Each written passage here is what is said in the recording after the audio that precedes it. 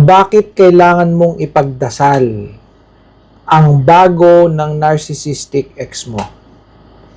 Alam nyo ba na kung ano ang inyong naranasan, kung ano ang sufferings na inyong na-experience, cheating, verbal abuse, mura, no?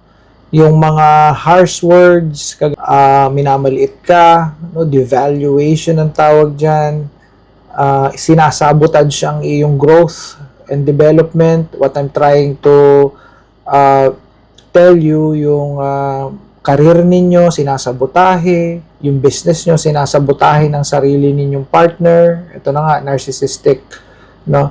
And sinisiraan kayo, no, sa family niya, sa family mo mismo, sinisiraan ka, sa kaibigan niya, sa mga katrabaho. Ang dami eh. Ang daming mga kung ano-ano na pinagagawa sa'yo. Lahat yun, mararanasan ng bago niya. And sometimes, mas malala pa, mas worse pa ang mararanasan nun. So, kailangan ninyong ipagdasal para siya ay makasurvive, yung bago ng ex ninyo. Kaya kung iniisip nyo na magbabago yung narcissistic ex nyo dun sa bago niya dahil nakikita nyo na iba ang kanyang kinikilos, puro kabutihan, puro puro kabutihan ang inyo nakikita, puro kasiyahan ang nakikita nyo, at tila ba'y nakikita nyo na abay, nagbabago na nga ang aking narcissistic ex sa bago niya. So, wag kayong mag-isip ng ganon. Dahil hindi mangyayari yon. Pakitang tao lang yon. For the show. Performance lang yon. Image management lang ang tawag doon. And at the same time, ang ginagawa niya dun sa bago niya, ay binibilog niya ang ulo, o binibilog pa niya ang ulo nun, no? Minamanipulate pa niya yung kanyang bago, and at the same time, nasa love bombing stage yun. Honeymoon phase ang datingan. Talagang honeymoon na honeymoon yung datingan. Lahat maganda. Lahat okay.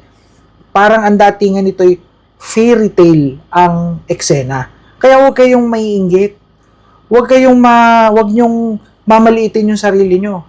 Huwag nyong sisisihin ang sarili nyo na, sayang, sana ako yung minamahal niya. Bakit hindi niya ginawa yan sa akin? Sana kami pa. May mga ganun eh. Ang worst ko naman, kasi hindi niya yan ginawa sa akin, pero bakit ginagawa niya dun sa bago niya? Well, that is called performance. Pakitang tao lang yon. Lagi niyong tatandaan yon. Pakitang tao lang yon. Ang tawag doon is image management. Alright? And then, ipagdasal na ninyo yung bago ng ex ninyo na narcissist dahil yun na ang kanya mararanasan. Yung abuse, no? Mag-antay-antay lang kayo. Dahil yan ay cycle. Paikot-ikot lang yan. Love bombing. Okay? Love bombing, devaluation, or pambabastos, pangmamaliit, pang-aabuso, pang-silent treatment, nandito sa devaluation. Sunod niyan, i-discard niya yan. Kunwari, hihiwalayan niya yan. O kaya, i-discard niya yan, maghahanap siya ng iba, mag-cheat siya. And then, mag-hoovering yan. Ibig sabihin ng hoovering, iba-vacuum niya yung pabalik yung kanyang bago na yon. And then, babalik na naman siya sa love bombing. Paikot-ikot lang to. Cycle ito. Love bombing, devaluation, discard, hoovering, love bombing, devaluation, discard, hoovering, love bombing. It's a cycle. Okay. So, kaya dapat nating ipagdasal ang mga bago ng ating narcissistic exes. Dahil dito na magsisimula ang kanilang dilubyo. Dito na magsisimula ang tinatawag na narcissistic abuse. Sana'y sila'y makawala, sana'y sila'y makasurvive, sana'y maging maayos ang buhay nila in the future. No, sana magkameron sila ng exit plan na magiging successful para makasurvive sila sa pangyayaring ito. Bye for now.